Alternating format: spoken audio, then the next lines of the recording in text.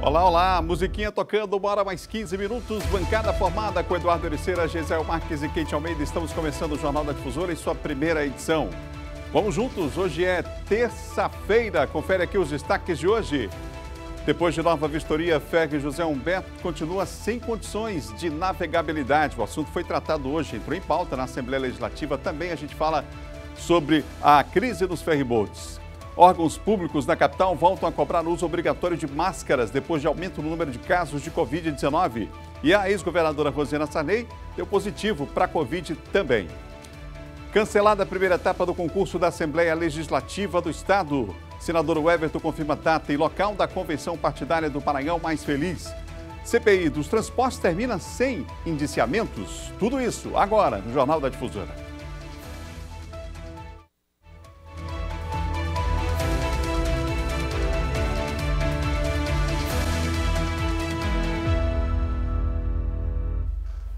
Que bom saber que você está com a gente no rádio e na TV. Estamos juntos unindo o Maranhão através da informação, os bastidores da política até as 2h15 aqui na sua TV Difusora nesta terça-feira. E a gente começa acionando Brasília, a nossa correspondente Raniele Veloso, sempre bem informada, vai falar com a gente direto da capital federal. E o primeiro assunto é exatamente um parlamentar maranhense que disse, inclusive, que tudo poderia ser diferente, o Brasil poderia não estar nessa crise toda se tivéssemos aquela refinaria, lembra? Lá em Macabeira, pois é, tudo poderia de repente ser diferente. A opinião do parlamentar, a Raniele conferiu, fez uma entrevista com ele e tem os detalhes para nós agora. Raniele, uma boa tarde para você.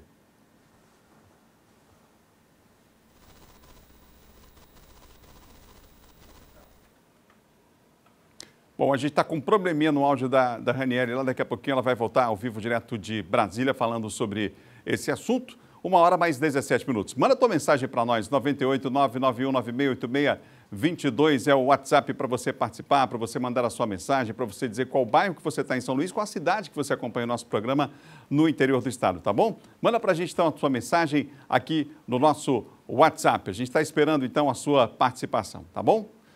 Já já a gente vai falar também sobre a crise dos ferries, assunto que foi tratado na Assembleia Legislativa hoje. Lá em Brasília repercutiu também e a gente fala sobre o assunto já já, ok? Acesse o @difusora TV para você então ficar bem informado. Acesse aí, ó, para saber os bastidores da nossa TV Difusora. Você acessa lá então, tá bom? A gente está esperando a sua participação, que é muito importante. Cresceu muito aí, a gente fez uma campanha muito legal aí nos últimos 30 dias e o número de acessos cresceu demais graças à sua resposta, à sua audiência, viu? Kate Almeida, vamos começar a girar aqui com os nossos comentaristas. O senador Everton confirmou a data da convenção e o local também. Boa tarde, Kate.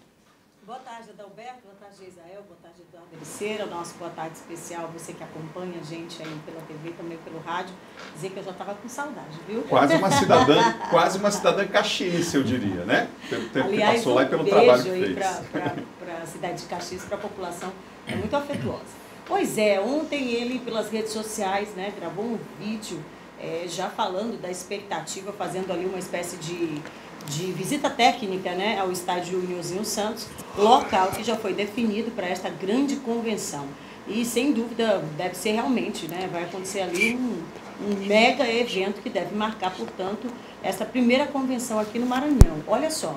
Tem data, tem local, inclusive o pessoal já estava por lá ontem fazendo essa visita. A gente coloca agora, porque o senador Everton, ele inclusive gravou um vídeo falando sobre não só a expectativa, mas anunciando também já a definição do local e da data. Você confere agora, você que está no rádio. Olá, Kate. Está confirmado. Dia 29 de julho, 29/7, às 17 horas, será realizada a nossa convenção dessa grande frente que está aí a favor do Maranhão Mais Feliz. Será em São Luís, no Estádio Municipal Nilzinho Santos. Então, todos os correligionários convidados do PDT e dos partidos aliados irão, nesse dia, fazer uma grande festa cívica.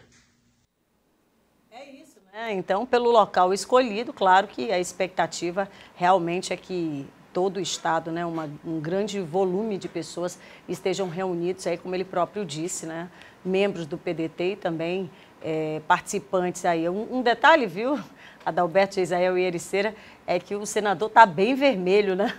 Sinal de que tem percorrido bastante aí esse nosso Maranhão durante essa pré-campanha. O senador que está dividindo rapidamente, Adalberto, boa tarde a você, Kate, Geisel, a todos que nos acompanham, essa agenda, né? Ontem mesmo ele já viajou a Brasília, cumpre ainda compromisso, né, como senador da República, aliado aí à questão da pré-candidatura ao governo do Estado, mas só fazendo uma alusão aí a essa informação que a Kate trouxe, também o senador que acabou encaminhando essa mensagem aqui para a gente, para a Kate, para nós todos aqui do Jornal da Difusora, primeira edição, no dia 29, confirmando, o senador, se dá para fazer uma analogia, vai colocar o time dele em campo, né? Convenção ali no estádio Oswildo Santos vai colocar o time dele em campo, oficializando ali os nomes. Com você, Adalberto. Nossa, vamos lá, 1h mais 20 minutos, 1h21, você ligado aqui no Jornal da Difusora, isso é a primeira edição. O Eduardo não teve o boa tarde do senador, Eduardo ficou meio... Não. Só para Kate. Eu senti nos olhos senador. Enfim, 1h mais 20 minutos, 1h21, você ligado aqui no nosso Jornal da Difusora. Vou continuar com a Kate, porque o assunto é ferryboat, não é isso, meu caro Tiago? Vamos falar sobre a vistoria que foi feita, mais uma ontem, do ferry José Humberto. Todo mundo vai poder participar, vai poder falar, até porque o assunto, né? Aqui a gente pode falar, né? Tem alguns lugares aí que não está podendo muito falar sobre isso, não, mas aqui a gente pode. Então vamos lá. Mas até quem não pôde, viu, Adalberto? Quem não podia falar, né? Falou? Assim, falou. Então vamos lá. É tão gritante, né? É tão gritante que não dá para não falar. Seguindo a alegoria do Eduardo, eu passo a bola para Kate Almeida. Eita! Vai lá, Kate. Pois é, essa segunda vistoria, né? Depois de, sei lá, mais de 20 dias, esse ferry volta a ser vistoriado, né? Mas para decepção, na verdade, viu, Adalberto? Porque a expectativa que seria a correção, né, de diversos apontamentos feitos ali, principalmente, né, na estrutura dessa embarcação de 38 anos, ela não parece que foi feito não, viu? Apesar de todos os esforços, dia, noite, a gente até mostrou aqui, né, alguns vídeos aí da turma trabalhando à noite, ritmo acelerado para consertar essa embarcação, que chegou como nova e de alto padrão, né? Só que de 38 anos. Agora o resultado disso é que pela segunda vez, ontem pela manhã, passou por vistoria a José Humberto aí, essa balsa, né, essa embarcação que de nova não tem absolutamente nada. E por lá coincidiu também uma vistoria que estava sendo feita, iniciada pelo Ministério Público Federal e também por membros do Ministério Público do Estado. O fato é que foram duas vistorias, viu?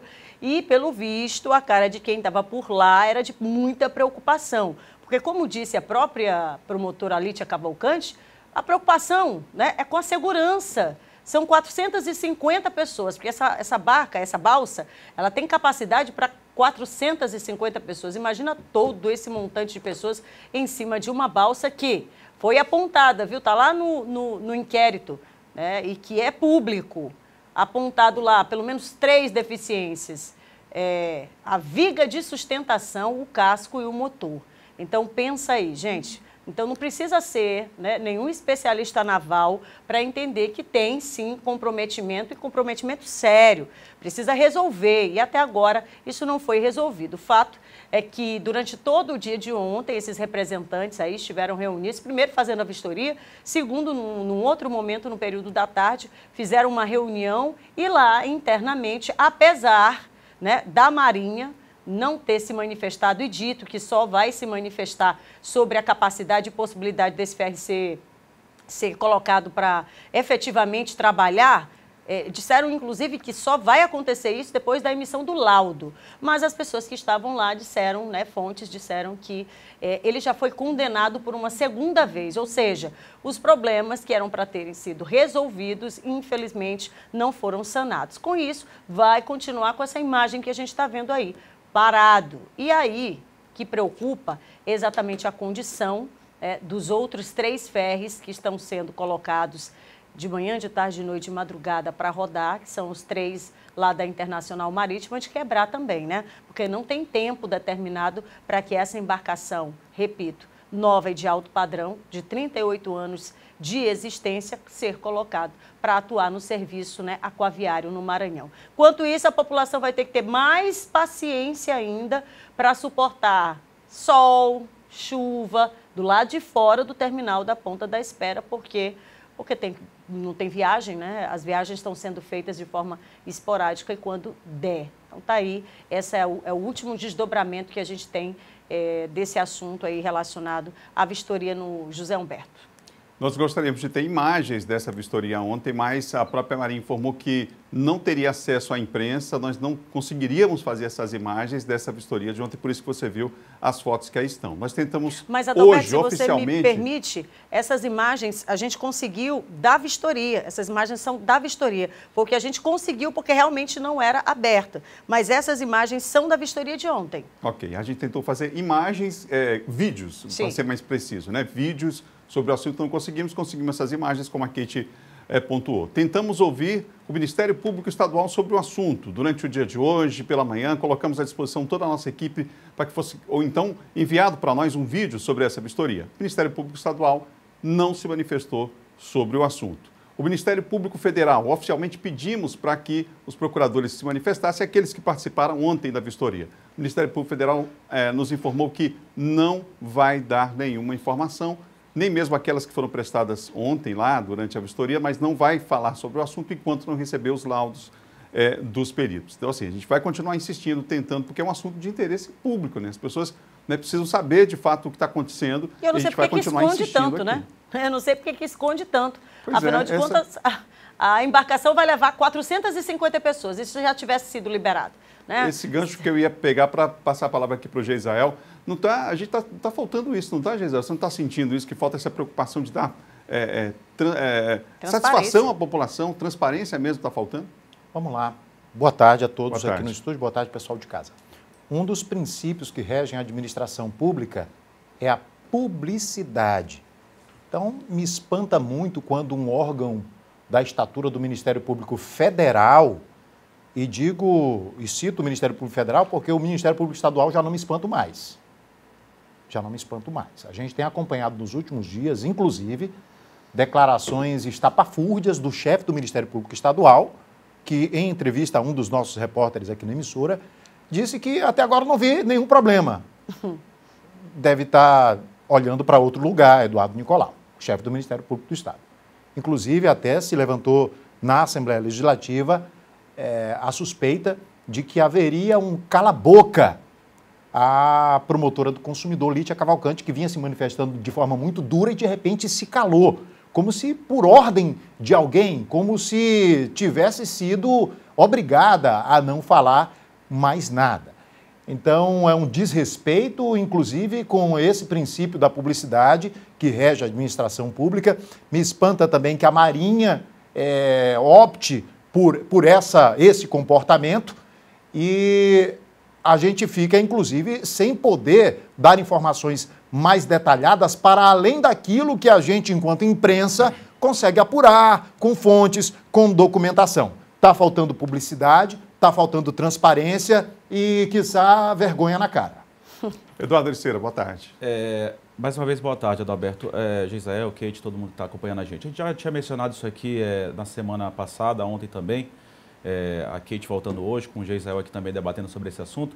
É um desrespeito até com a própria nomenclatura, né, da instituição, Ministério Público. Onde é que está a publicidade aí, como o Geisel trouxe aqui? A prestação de esclarecimento não é só para a gente está aqui como um elo, né, uma ligação entre o Ministério Público e a sociedade que não está tendo esse tipo de informação. É desrespeitoso, desculpa, mas é um problema que está afetando milhares de pessoas já há algum tempo, todos os dias, as pessoas que têm direito à informação, as pessoas que estão nos acompanhando agora, Ministério Público, Capitania dos Portos, Marinha Brasileira, Ministério Público Federal, enfim, que estão aí em casa, um desrespeito com essas pessoas que estão aguardando qualquer tipo de informação que vocês não estão repassando. Felizmente, a gente tem aqui, a Kate obteve essas imagens também, a gente trouxe também aqui em primeira mão, que o ferry passava por uma reforma também, inclusive na Ilha do Medo, distante aqui dos portos, que é onde eles atracam para pegar as pessoas e para mascarar algum tipo de situação. A gente consegue aí por meio de fontes algumas imagens e informações que para estar levando à população, justamente por conta da falta dessa informação de órgãos que era para estar prestando esclarecimentos públicos, não só aqui para nós jornalistas, para a TV Difusora, para o programa, mas para a população que anseia por respostas em relação a esse tipo de problema. Tudo muito escondido desde o começo. Quem descobriu a idade da embarcação fomos nós da imprensa. Sim. Quem descobriu que o ferryboat não estava no ponto, estava passando por uma reforma, porque não podia navegar, fomos nós. Ou seja, Se não fosse o papel importante da imprensa de descobrir... Sério, viu?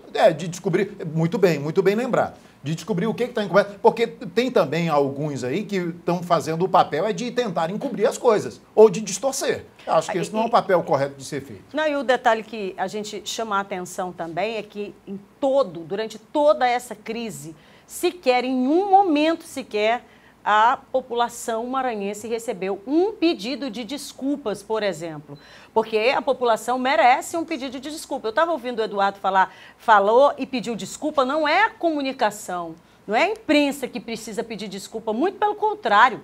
A gente está fazendo o nosso papel e tentando fazer o nosso papel como a gente deveria, mas por muitas vezes somos, inclusive, impedidos e algumas vezes até calados. Agora, em nenhum momento eu vi uma nota oficial que pedisse desculpas para a população, sobretudo esses maranhenses que estão lá do outro lado do Cujupe, ou então aqui na ponta da espera, passando por esse sol, por essa chuva, por esse desconforto, por essa humilhação. Muito pelo contrário.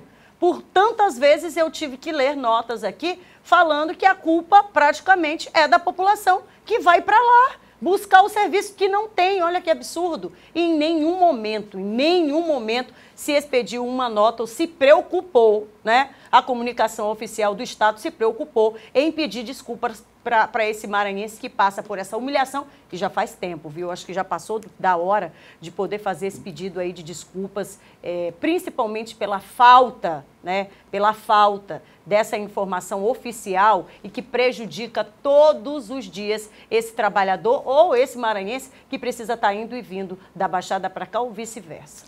1h mais 32 minutos, 1h32, você ligado aqui no Jornal da Difusora. A situação dos ferryboats repercutiu na manhã de hoje na Assembleia Legislativa. O repórter Ciro Mineiro acompanhou a sessão e tem as informações. Ciro. Nesta terça-feira, voltou a repercutir aqui na Assembleia Legislativa a situação dos ferries que realizam a travessia entre São Luís e Cujupe. Recentemente foi trazida do estado do Pará a embarcação José Humberto, com mais de 35 anos de existência. Nesta segunda-feira, ela foi submetida a uma nova vistoria por parte da Capitania dos Portos. Parlamentares que acompanharam essa vistoria afirmam que a embarcação ainda não possui condições de navegabilidade no litoral maranhense.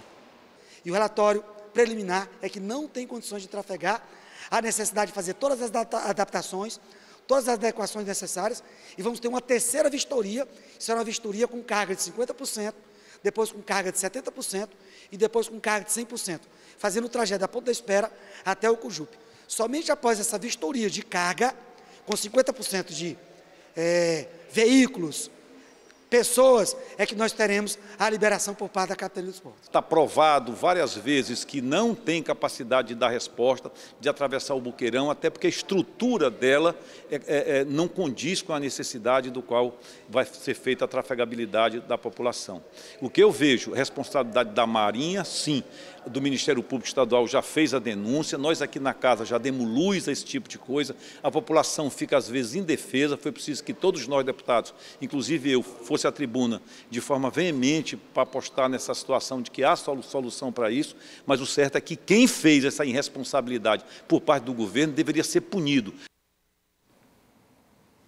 Olha só, a gente foi na Assembleia repercutir o caso e a Agência de Mobilidade, a MOB, nós pedimos um posicionamento em relação ao que foi falado na Assembleia Legislativa. Até o momento não chegou. Se até o final da edição de hoje a gente receber a nota, a gente vai divulgar como sempre tem feito aqui.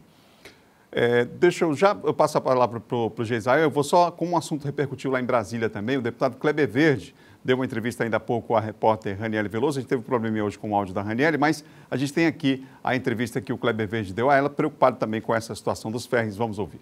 A gente vê com preocupação a questão dos ferryboats, nós que utilizamos inclusive o ferry para nos deslocar, inclusive com mais facilidade para a Baixada Maranhense, até porque lamentavelmente as nossas BRs, mas também as nossas rodovias estão em estados precários de conservação, tanto que nós estamos atuando fortemente agora junto ao governo federal, fizemos visita em loco às BRs, recebemos o ministro essa semana lá em Imperatriz e todo o esforço da bancada federal no sentido de poder melhorar as rodovias e BRs. Enquanto isso não acontece, o acesso às baixadas está prejudicado. Essa questão dessa nova empresa tem uma embarcação que nos preocupa muito o deslocamento dela, exatamente porque lá naquele trecho do mar tem o Boqueirão. E o risco de, porventura, vir a ter um acidente, se a embarcação não for apropriada, é muito grande. Portanto, a Marinha já fez a sua ressalva e nós esperamos que o governo do estado possa urgentemente encontrar uma solução para esse problema. Problema sério que afeta muita gente. Gisele. Eu queria só fazer aqui uma ressalva em relação a um termo que eu utilizei no meu comentário, quando eu disse que deram um cala-boca na promotora Lídia Cavalcante, o que é diferente de dar um cala-boca para. Ou seja, se usa muito esse termo quando diz que alguém recebeu algum tipo de propina para ficar calado. Então, só para deixar muito claro, não foi isso que eu quis dizer. Eu quis dizer um cala-boca na promotora e não para a promotora, que muda completamente o sentido daquilo que eu disse, tá? Só para preservar a minha fala e, claro, o trabalho sério que eu considero que a Lídia faz. Sem dúvida, um trabalho muito sério. 1h mais 36min, 1h36. Você ligado aqui no Jornal da Difusora, aqui em sua primeira edição. Já já a gente manda alô para você que manda mensagem no nosso WhatsApp. Você que está aí na capital e no interior do estado também ligado com a gente. Vamos juntos até as 2h15 da tarde com muita informação. A gente tem mostrado aqui mensagens que estão sendo veiculadas nos arraiais da cidade, num telão, né, nesses arraiais, mensagens do governador licenciado Carlos Brandão. Gisele, tem novas mensagens chegando? O pessoal, os telespectadores, acabam de falar aqui, toca no assunto, o pessoal vai lá, entra no arraial e já vai gravando, né? Pois é, Adalberto, Pode ir já. Olha, a gente tem discutido já esse tema aqui há alguns dias, inclusive com as informações. Claro, nós temos que pegar informações técnicas, né, de quem entende da lei. Então, é um risco muito grande, pode não dar em nada, mas pode, inclusive, servir para, quem sabe, até tornar inelegível o governador Brandão para um caso de reeleição. Pode, não é algo peremptório, não é algo definitivo, até porque cabe, inclusive, diversas interpretações, e eu acho que é nesse sentido em que muitas vezes, em período eleitoral, se aproveitam das brechas e daquilo que pode ou não ser interpretado pela Justiça para se cometer algo possivelmente ilícito. É o caso que nós já falamos aqui, inclusive, de transformar os arraiais pagos com o seu dinheiro, são 25 milhões de reais anunciados, e que, inclusive, eu fiquei sabendo que já teve até um aditivo. Meu Deus, não deu 25? Eu fiquei sabendo que teve um aditivo já. Não, teve tentativa de contratação de som, palco, luz por 30 milhões, o que é maior do que os 25. E que foi barrado justamente porque a imprensa, como o pessoal diz no popular, espocou. Mas veja bem, ó, a gente está tendo aí imagens feitas por um telespectador, por um popular.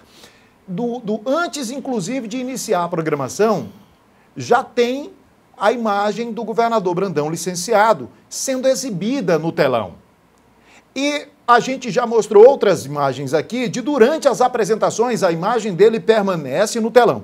E já tem também imagens de que mesmo depois que finaliza as apresentações, continua a imagem do governador no telão. Não é de dizer que em determinado momento passa uma mensagem do governador e depois se exibem imagens no telão referentes à nossa cultura. Não. Então fica mais do que claro, pelo menos na minha interpretação, de que há um uso indevido desse espaço para a promoção política, para a promoção pessoal, o que fere princípios da administração pública, o que fere princípios legais, constitucionais, de impessoalidade na gestão. Então, eu já vi chamando até de governo Brandão em vez de governo do Maranhão, mais um que fere o princípio da impessoalidade. Então, é importante que a gente fique atento a esse tipo de coisa, porque acho até que pode se levantar a hipótese de autossabotagem. Não é possível que os auxiliares do Brandão não estejam enxergando que isso pode dar um problema jurídico para ele. Então é arraiá do Brandão, né? Não é mais arraiá do Maranhão, né? Não, é arraiá do Brandão, né? Fica a impressão de que o telão foi colocado lá só para isso, porque é do começo ao fim. Agora veja, né? Eu estou olhando aí essas mensagens, ou essas imagens, perdão, e estou lembrando aqui que por muito pouco o ex-governador, que Deus o tenha, Jackson Lago, ele foi cassado. Vocês lembram disso? Por muito pouco aconteceu uma cassação, né? E aí, entenda, existem dois problemas aí, e claro, volto aqui a reforçar a fala do Geisael. Entendimento jurídico, e aí cabe, lógico, a Justiça Eleitoral analisar isso, se for o caso. Mas veja, primeiro, o governador Carlos Brandão, ele está licenciado, renovou agora inclusive a licença. e não está no governo, portanto, não tem agenda oficial, né? Não tem absolutamente nada que deveria ser oficial. E nós estamos, inclusive, nesse período delicado de pré-campanha também. Então, um vídeo como esse, espalhado em tantos arraiais, e aí a gente tem percebido exatamente nessa extensão, né, nesse tamanho, com verba pública e sendo colocado como se fosse para que ele pudesse estar presente de uma forma assim completa em todos eles, há de se preocupar realmente com o entendimento que vai se ter, talvez não agora, mas daqui a pouco, né, quando realmente o período eleitoral começar. Vamos acompanhar. 1h mais 40 minutos, 1h40. Deixa eu dar um recado para você, ó.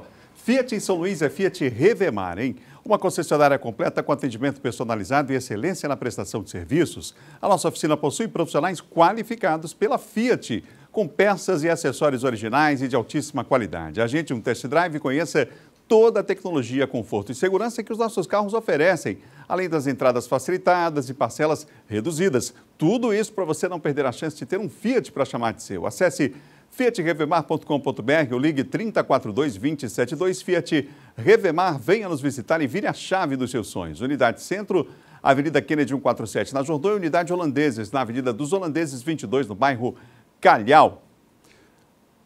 Fiat Revemar. Vamos fazer o seguinte, a gente vai para o intervalo agora, na volta tem as notícias, claro, do interior e claro que a gente vai falar também sobre a violência no campo aqui no estado. A gente vai atualizar você daquela comissão que está aqui para fazer um relatório de denúncia, inclusive para organismos internacionais sobre a situação no campo aqui, que infelizmente ainda é bastante complicada. A gente vai para o intervalo, toma um cafezinho aí e volta já com a gente.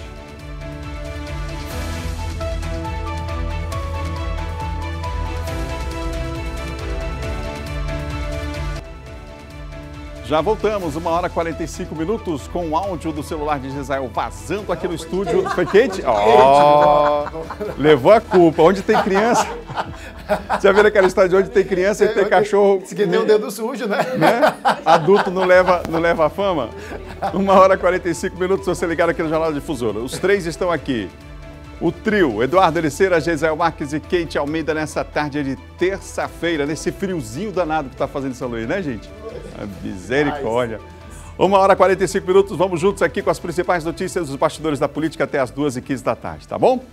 Vamos lá, vamos para a Imperatriz, porque começou a vacinação da 4ª dose contra a Covid para maiores de 40 anos lá na região Tocantina, lá em Imperatriz. As informações agora com Marcelo Júnior.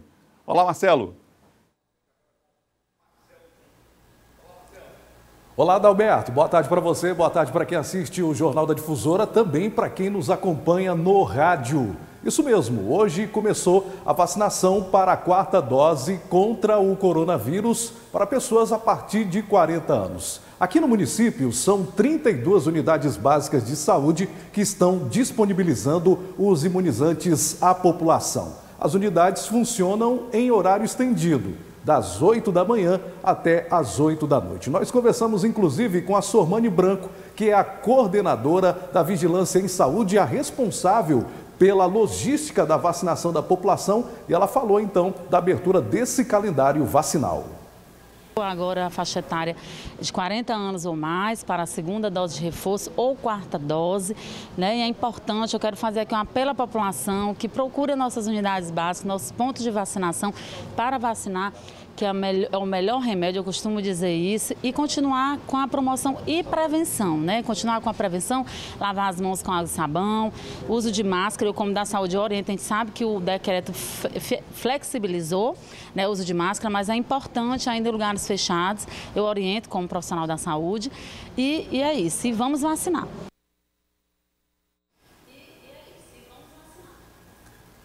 Vacinar é o melhor caminho para a gente continuar combatendo esta pandemia da Covid-19. O número de casos aqui na cidade de Imperatriz continua em queda, justamente por esse amplo trabalho de imunização. Por isso, você que está nos acompanhando, tem 40 anos ou mais, vá à unidade básica de saúde e tome a sua dose contra a Covid-19. Volto com você, Adalberto Melo. Obrigado, Marcelo. Boa notícia, porque eu estou nessa aí, né, dos 40 ou mais, então já vou correr para o posto essa semana ainda para vacinar. Obrigado, Marcelo. Marcelo está longe ainda dos 40, está longe.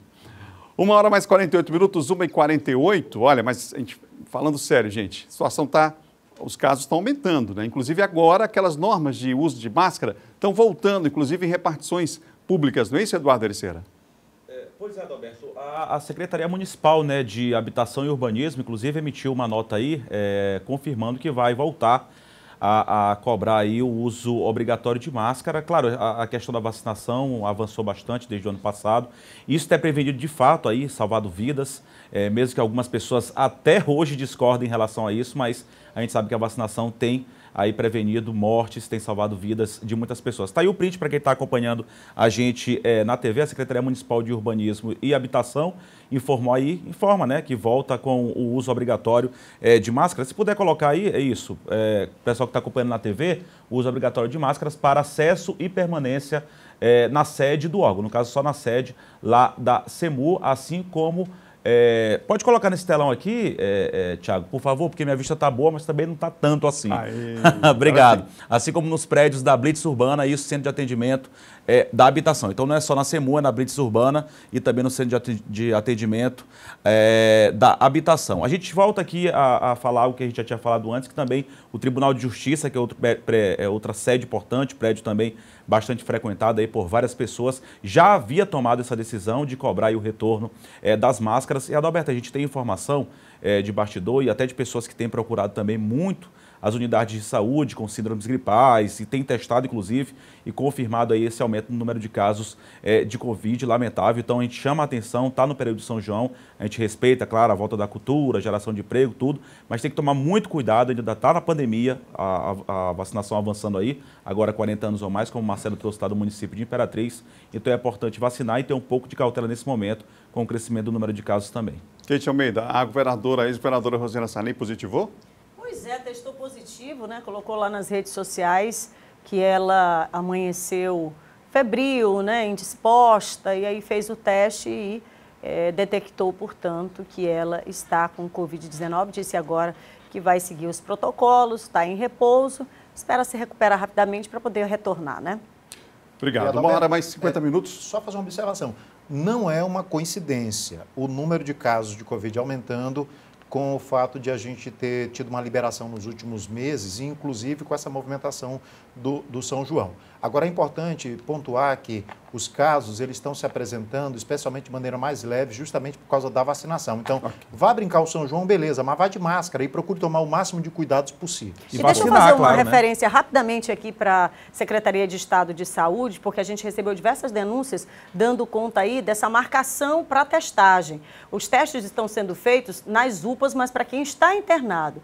O único hospital que está recebendo para fazer atendimento para a população de forma geral é o Genésio Rego, mas por lá só faz a testagem quem primeiro passa por um credenciamento aí lá no site do Procon. Só que as pessoas estão reclamando, Adalberto, que como é que a pessoa ainda vai fazer um agendamento para fazer a testagem se a pessoa amanhece ou então desenvolve os sintomas e aí fica complicado. Então tem que mudar aí essa estratégia que foi adotada e ampliar, né, a testagem, porque de maio para junho saltou de 400 para quase 900 testes positivos para a Covid-19. Muito alto, hein, gente? Número muito alto. Vamos para Caxias agora, porque a segurança é uma das prioridades da organização das festas juninas lá em Caxias. Zé Carlos confirma isso para a gente. Zé Carlos, boa tarde. Olá, boa tarde, Adalberto, boa tarde a todos que acompanham a gente. Pois é, um evento muito como esse, que é o arraial do município, precisa se preocupar com a segurança pública para evitar incidentes. A presença do SAMU, dos bombeiros e de outras forças de segurança é essencial. E nós conversamos com o secretário de Segurança do município sobre esse assunto. Tivemos uma reunião prévia, né, antecipada antes do início dos eventos, né, com todas as forças de segurança integrado, juntamente com uma empresa de segurança privada, justamente para traçar esse planejamento de ação aqui no terreno. Não tivemos nenhum incidente, as forças têm atuado em todos os aspectos, quer dizer, nenhum incidente de maior relevância aconteceu no circuito. A gente tem recebido bastante elogio por parte da população justamente por isso, é a presença das forças. A nossa Guarda Municipal, Polícia Militar, Corpo de Bombeiro está aqui assiduamente no parque, juntamente com essa empresa de segurança privada que trabalha dando esse apoio. E a gente espera que permaneça assim, né? Um Arraial com alegria e com segurança para todos. Adalberto. Obrigado, Zé Carlos. Deu um probleminha no seu áudio aí outra vez, mas deu para o pessoal entender o que você estava falando. 1h mais 53 minutos, 1h53, a Jéssica Lima está chegando. Está chegando com Municípios em Foco.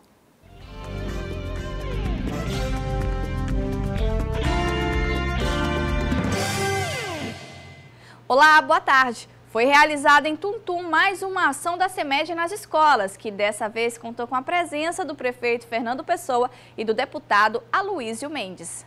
Quero fazer aqui um agradecimento ao nosso prefeito Fernando Pessoa, por nesse dia estar trazendo aqui à nossa escola Maria Alexandrina o fardamento dos nossos alunos. Seguimos com o nosso cronograma de entrega de fardamento, livros, kit escolar. Hoje foi a vez da Escola Municipal Alexandrina, aqui no povoado Tabocal. Concluímos a entrega de fardamentos escolares e de kit escolar em toda a sede do nosso município. E hoje o deputado Aloísio Mendes está nos acompanhando. Esse foi o destaque do Municípios em Foco. Até a próxima edição.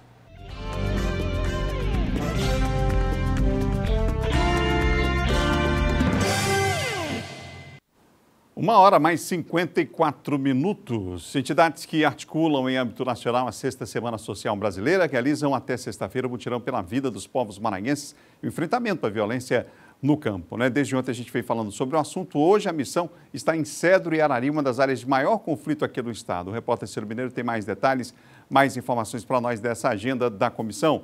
Ciro, boa tarde.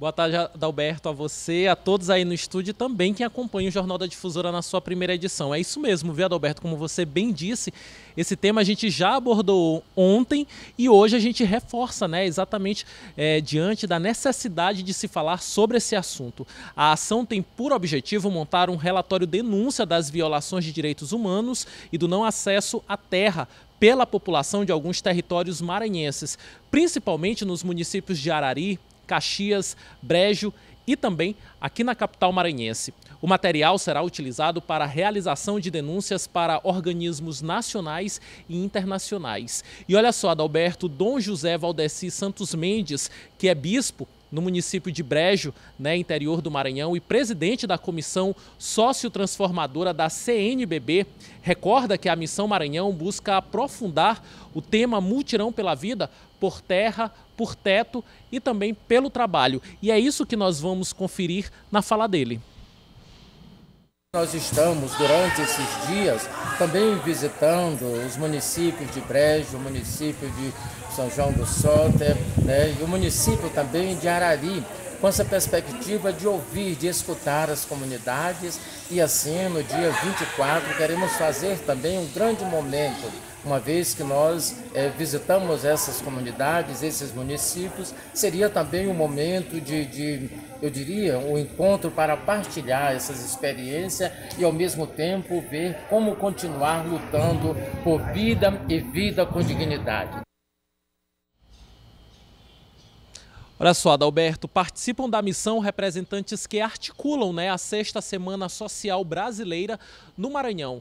Entre elas, diversas instituições e entidades como a CNBB, a Caritas Brasileira Regional Maranhão, a Comissão Pastoral da Terra, o Conselho Indigenista Missionário, a Rede Eclesial Pan-Amazônica, o Conselho Pastoral dos Pescadores, também nós temos a Pastoral da Criança e comunidades eclesiais de base. Todo mundo exatamente lutando aí por melhorias nessa situação, que tem sido sempre alvo de reportagens, de notícias trazidas pela TV Difusora, principalmente aqui pelo Jornal da Difusora, primeira edição. Voltamos com você, Adalberto, aí no estúdio. Obrigado, Ciro. Até amanhã. Ciro trazendo informações importantes para nós. 1h mais 57 minutos. 1h57. E olha só, nós estamos no mês do meio ambiente, E pensando nisso, nós separamos algumas dicas para você colaborar com essa ação tão importante para manter o planeta Terra saudável para as próximas gerações. Confira. Você sabia que uma bituca de cigarro contém cerca de 4,7 mil substâncias tóxicas, prejudicando o solo, rios e córregos quando descartada de forma incorreta? Meio Ambiente em Pauta é um oferecimento Vale.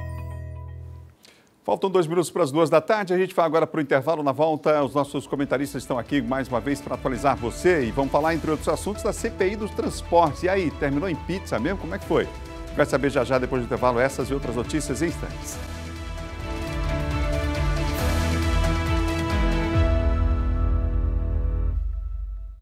2 horas e mais 1 minuto, já voltamos aqui com o Jornal da Difusora em sua primeira edição. Obrigado, gente, pelo carinho da audiência no estado inteiro, no rádio e também na TV, viu? Com o Gesael Marques, Kate Almeida e Eduardo Ericeira, que você viu no vídeo, estamos juntos até as 2h15 da tarde. Vamos lá que temos o último bloco aqui do nosso Jornal da Difusora com muita informação. E olha só, o nosso último São João das Tradições, hein, vai ser realizado sábado agora, dia 25. Nós temos um encontro marcado a partir de 7h20 da noite, aqui na telinha da Difusora, hein? Também temos programação especial na Rádio Difusora FM, vai ter celebração, cultura, música, melhores comidas típicas e, claro, a cobertura do São João em todo o estado, hein? Então você já sabe, fica ligadinho na nossa programação, a maior transmissão do São João do Maranhão é na Difusora, no oferecimento de Topa Tudo Móveis Usados. Você topa ou não topa comprar barato, hein? Uninasal no São João, essa tradição não para. Biocontrol Saúde Ambiental não é sobre a detetização, é sobre saúde. Grupo Saga Casa de Amigos, Golden Shop Calhau, é fácil ser feliz aqui. Equatorial Energia, o futuro é melhor com a energia da nossa cultura. Max, o São João nos conecta. PMZ pensou em peças e pneus? É na PMZ. Não fique sem, na PMZ tem. E Sabrina Festas, entre e faça a sua. 2 horas mais 2 minutos, você ligado com a gente. Não esqueça, hein? Vem aí, tá chegando a hora, é amanhã, né? Amanhã, Arraial Golden Shopping Calhau Difusora, a partir de amanhã, portanto, vai ser bom demais, hein? Com a realização do Sistema Difusora, promovendo o Arraial Golden Shopping Calhau Difusora, vai ter Bumba Meu Boi, nossas danças juninas, claro, barraquinhas de comida típica, já tá dando água na boca, né? Além disso, vamos ter transmissão ao vivo, direto do Arraial. Então, anota aí, ó. Agenda aí, pra você curtir a partir de amanhã, hein? Golden Shop Calhau Difusora, a gente se encontra por lá, uma realização cultural Ubomar. 2 horas mais 3 minutos, 2h03, você ligado aqui no Jornal da Difusora. Gesael Marques, vamos falar da CPI dos transportes. A expectativa era grande, a gente falou aqui pro resultado, né, pro relatório. E aí, Gesael? Adalberto, eu confesso a você que eu quero dar um voto de credibilidade para o relatório da Câmara Municipal de São Luís no que diz respeito à CPI dos transportes, né? Mas alguns questionamentos eles têm sido feitos, inclusive pelo fato de o relatório não indicar, não sugerir indiciamentos. E essa é a forma correta de falar, porque eu vi uma manchete dizendo assim, o relatório da CPI dos transportes não vai indiciar ninguém. É porque não é poder da CPI, não é papel da CPI indiciar ninguém. Isso aí fica com a autoridade policial. A CPI não tem esse poder. A CPI tem um poder de investigar, de quebrar sigilos fiscais, telefônicos, se necessário, inclusive de prisão em flagrante durante a sua atuação, mas realmente não tem o poder de fazer o indiciamento. Isso agora é com o Ministério Público. A CPI, com o relatório aprovado, fará sugestões ao prefeito Eduardo Braide, fará sugestões ao Ministério Público, que deve aí encaminhar aquilo que achar necessário para a Justiça. Agora, é importante porque é um trabalho de investigação. Se não entregar indícios suficientes, provas, algo robusto para o Ministério Público vai olhar e vai dizer assim, rapaz, eu não tenho o que fazer aqui. Por isso é que esse trabalho ele é importante e eu quero crer que foi feito um trabalho de fato relevante na CPI dos transportes, porque o que a gente sabe é que, por exemplo, os empresários do transporte público eles têm uma influência muito grande a cada eleição em São Luís, porque são, inclusive, pessoas que ajudam de um modo ou de outro, e até financeiramente, na eleição de vários políticos. E eu fico muito temeroso que, em razão disso, alguns se sintam comprometidos a não levar um trabalho que realmente tenha a intenção de apurar de fato e de punir de fato os empresários ou quem quer que seja agente público que esteja envolvido em um eventual ilícito no que diz respeito ao que foi a licitação e a prestação do serviço de transporte público em São Luís. Minha crença é outra, viu? Eu quero crer realmente que alguém vai botar a mão nessa caixa preta e vai realmente dizer o que é que tem nela. Essa que é a minha crença, porque o problema está aí, quando entra no caos, quando tem uma paralisação, aí aparece Deus e todo mundo, né? Aí agora que você tem um documento que aparentemente tem que ter lá. Afinal de contas, começou em novembro, final de novembro. Terminou agora, né? Foi apresentado agora. Não é possível que em 6 meses não se tenham levantado, né? E efetivamente respondido aos questionamentos básicos que todo mundo faz sobre principalmente a planilha, né? Aquilo que todo mundo vive perguntando, essa conta bate ou essa conta não bate? Porque é o principal efeito de todas as greves que são motivadas aqui, porque o transporte público, os trabalhadores não são pagos. E agora, nesse momento, viu, Gisele, eu quero dizer que tem trabalhador que sequer foi pago, continua com seus salários atrasados e é fruto de denúncia que a gente recebe aqui, viu? E aí, por que essa conta nunca bate? Então, eu quero realmente crer, quem vai pegar esse documento e vai dizer assim, vambora agora, né? A CPI não tem o poder, mas ela tem de mostrar, de evidenciar esses gargalos e os problemas. Pois é, então, será que mostrou isso? É que eu fico. Será? Será que esse documento, ele é realmente isso. um documento que foi feito com capacidade suficiente para entregar robustez ao Ministério Público para oferecer uma denúncia, que o Ministério Público não vai oferecer denúncia nenhuma baseado numa investigação pífia, numa prova ou em algum tipo de indício frágil. Não vai. Aí agora cabe ao Ministério Público também apresentar uma fala oficial para dizer o que recebeu, não é mesmo? Porque não pode morrer aí essa história. A gente tem que saber, a população tem o direito de saber a quantas anda essa CPI, que é para não terminar de que tamanho essa pizza, né? 2h07, você ligado no Jornal da Difusora, em sua primeira edição. Vamos juntos aqui em todo o estado, em todo o Maranhão. Eduardo Ericeira, o presidente Bolsonaro planeja mesmo fazer uma apuração paralela e em tempo real dos votos? Pois é, Adalberto. Voltou a falar sobre isso? Alguns especialistas, inclusive a gente olha na internet, colocam inclusive como uma incitação, mais uma vez, aí, o presidente Jair Bolsonaro, lamentavelmente, colocando aí questionamento em xeque a questão da justiça eleitoral, que já foi comprovado, enfim, já foi debatido, já foi inclusive até votado, essa questão da volta, da mudança da urna eletrônica para outro tipo de votação. Enfim, isso já foi voto vencido, mas vira e mexe, o presidente Jair Bolsonaro coloca aí algumas justificativas, algumas características para poder acompanhar e colocar até em xeque, como eu disse, a questão do processo eleitoral aqui no país, que sempre o elegeu e também aí os seus filhos. Mas já começou errado, Adalberto, em relação à questão do PL, que é o partido do presidente Jair Bolsonaro. Ele está contratando, inclusive informou ao Tribunal Superior Eleitoral, o TSE, a contratação de uma empresa para fazer justamente essa auditoria. Só que pela legislação não se pode ter uma contratação com fins lucrativos. E o PL vai pagar para essa empresa para fazer essa auditoria, segundo foi informado inclusive ao Tribunal Superior Eleitoral, R$1.350.000. E não pode, isso é ilegal. Segundo a própria Justiça Eleitoral, não pode ter essa auditoria com fins lucrativos. Então, por aí já parte errado. São cerca de 577 mil sessões eleitorais.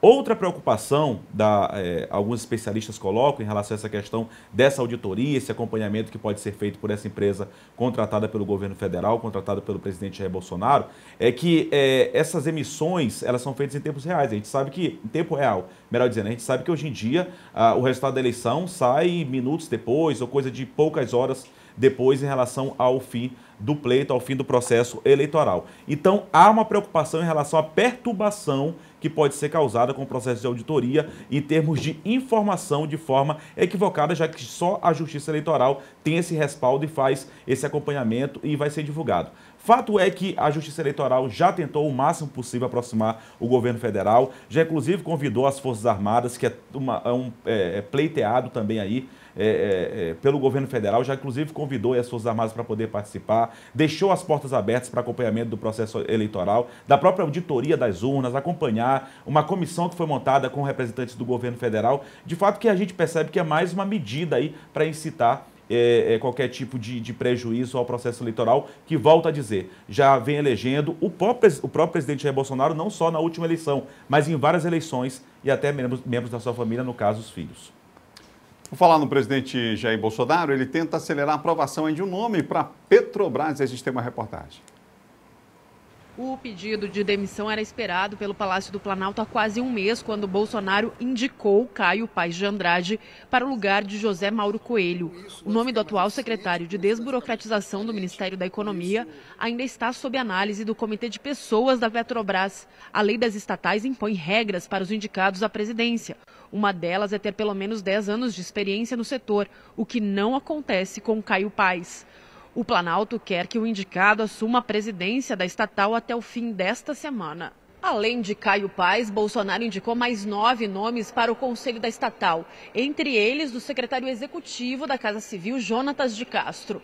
O número 2 do ministério de Ciro Nogueira é mais uma investida de Bolsonaro para ter na Petrobras nomes que sejam de confiança do Palácio do Planalto. No fim da tarde desta segunda, num evento no Palácio do Planalto, o presidente não falou sobre a mudança da empresa. Aliados do Planalto no Congresso avaliam que a renúncia de José Mauro Coelho enfraquece a criação de uma comissão de inquérito para investigar a Petrobras. Mas assessores de Bolsonaro acreditam que a comissão pode ser uma chance de trazer à tona os escândalos de corrupção que atingiram a estatal nos governos de Lula e Dilma. Na tarde desta segunda-feira, o ministro da Economia, Paulo Guedes, participou de evento do BNDES e não citou a demissão na Petrobras, mas voltou a defender a privatização da empresa e o uso dos recursos levantados para a criação de um fundo de erradicação da pobreza. Em vez de fazer só transferência de renda, que era o Bolsa Família e é o Auxílio Brasil, vamos fazer uma transferência de riqueza.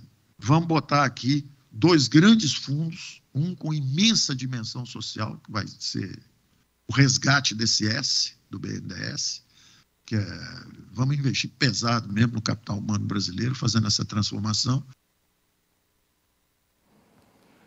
2 horas mais 12 minutos, 12:12. Israel. Eu queria complementar aqui uma fala anterior do meu colega Eduardo Ericeira em relação à questão das urnas eletrônicas e desse processo de apuração dos votos no Brasil. Mas eu preciso, antes, preparar quem está em casa, dizendo o seguinte, não adianta o meu esforço ou de qualquer pessoa para explicar o certo se você já decidiu entender errado. Então, a minha fala, o meu comentário aqui, não é para você que já decidiu entender errado, porque existe a ignorância e existe a má-fé. A ignorância ela é curada com conhecimento. Agora, se você, apesar de ter conhecimento, decide permanecer na ignorância, você só é burro. Se não, se você tem conhecimento e não é ignorante, você age de má-fé. Alguns dentro da política agem de má fé, mesmo sabendo a informação correta. Vou explicar para você aqui o que aconteceu na cidade de Jaboticabal em 2020, interior de São Paulo. Antes de apurarem as urnas, todo mundo na cidade, principalmente o vencedor da eleição, já sabia que ele tinha ganho a eleição. Já comemorava a vitória. E os outros candidatos a prefeito que perderam já admitiam a derrota, porque eles fizeram uma apuração paralela. Qualquer um pode fazer apuração paralela desde sempre nas urnas eletrônicas. Qualquer um. Porque o processo hoje ele é assim, acabou a votação, é impresso um boletim da urna que é colocado na porta da sessão. E partidos têm acesso, são entregues para os fiscais esses boletins e qualquer um já pode pegar e ir fazendo a soma muito antes de ser declarado o resultado final. Inclusive, através de poucas urnas, de uma quantidade ali, uma taxa de amostragem, já se tem a noção do que vai dar o resultado da eleição. Então, sempre foi possível fazer auditoria nesse sentido. O que o TSE mudou esse ano é que é o seguinte, o resultado, esses boletins, eles eram disponibilizados online, de forma digital, 3 dias depois do pleito. Agora não, vai ser disponibilizado em tempo real. É a única mudança. Mas sempre foi possível fazer apuração paralela. Lá em Jaboticabal aconteceu isso em 2020. A diferença é o propósito disso. Quando se faz para, por exemplo, se tentar antecipar um resultado, se conhecer o resultado é uma coisa. Agora, quando se faz apenas jogando capim para o gado, para alimentar, para criar o caos na eleição, essa que é a diferença. Mas sempre foi possível auditar, sempre foi possível fazer apuração paralela, sempre foi possível você confirmar o resultado das urnas de forma independente do Tribunal Superior Eleitoral. Agora, o que não se pode é pegar isso e para se transformar o país num caos. Acabei de dar a informação aqui que são fatos, não é opinião minha, você pode aceitar ou não. Mas repito o que eu disse lá no início, a ignorância, ela é curada com conhecimento. Se a partir do instante que você tem conhecimento, tem informação, você decide permanecer na ignorância, aí já se transforma em burrice. E quem tem conhecimento e sabe que esse conhecimento cura a ignorância e mesmo assim permanece na falta de informação, aí é má fé. Aí você decide o que o teu político está fazendo contigo. Adalberto, só em relação a isso, nas eleições municipais que o Geisel coloca, acontece muito. Nas eleições municipais, o candidato ele já mais ou menos sabe, o prefeito, ainda mais em município pequeno, a gente que já fez cobertura em eleição no interior do estado. São só 150 e poucas urnas. Pois é, são as zerésimas que saem, que o Geisel coloca, esses papéis são as zerésimas. Dá para te saber mais ou menos a contagem, às vezes nem preciso fazer a contagem. O prefeito, quando sai de uma urna eletrônica, de uma zona eleitoral maior, como a gente chama da sede, ou no 2, 3 povoados maiores, e eu já participei disso, fazendo cobertura de eleição no interior do estado até aqui pela TV Difusora, quando ele já sai com uma margem grande da sede, que é onde normalmente é o maior eleitorado, para outros povoados e ganha dos maiores povoados, ele já vai comemorando. Perfeito. Não faz nem a contagem. Isso acontece muito em eleição municipal para prefeito. Só para trazer aqui ampliando aqui o debate em relação ao que o Geisel trouxe aqui. 2 horas mais 16 minutos. Kate Almeida, tem muito político aí aderindo ao TikTok. Aí a gente tem outro dia as eleições agora. E hoje quem é aqui? A gente tem as eleições agora. Não, rapaz, por presta atenção que essa eleição vai ser marcada pelos TikTokers, os novos, inclusive, né? Na verdade, de novo, não tem muito não, porque outro dia a gente trouxe aqui Márcio Gerri fazendo uma falinha esquisita. Fizeram até música depois, citação de poema, sei lá o que era aquilo. Depois apareceu, inclusive, o ex-deputado Gastão Vieira, não foi? Foi também. Apareceu o Gastão. Gastão comum, e agora... A gente já mostrou Kleber Verde aqui, né? Kleber Verde também. Já mostrou Gastão Vieira, já mostrou... Mas tem mais aí, olha, o prefeito Luciano Genesi lá de Pinheiro, ele tá arriscando uns passinhos, mas sabe que ele leva jeito? Olha aí, ó. Não, peraí, tá errado. Olha aí, ó, os dois. A dupla, Luciano Genesi e o pré-candidato Everton também, os dois, né? Rapaz, essa eleição vai ser divertida. Tá aí a turma apostando no TikTok. E o pessoal compartilha muito, né? Demais, quando cai na graça. Pega, né? E eles estão levando jeito aí. Rapidinho, queria mandar um beijo aqui para Cleonice, lá do bairro da Alemanha. Dona Cleonice, um beijo para a senhora, está assistindo a gente aqui. E a Kátia também. A Kátia Marques, um beijo, é a mãe dela. Tem que melhorar a produção. O Geisel tá escondendo, tem que melhorar a produção. Mas ficou legal, ficou legal. Não, esse ficou legal. Para, Geisel. Tu nem sabe fazer o tchucu-tchucu nela, tu não sabe fazer. Bora ver se Geisel sabe. Vamos fazer o desafio. Não sabe. Para. Eu não vou pagar esse bico não inventa. Tchau, tchau. Não dá, mas é fácil, só. Vamos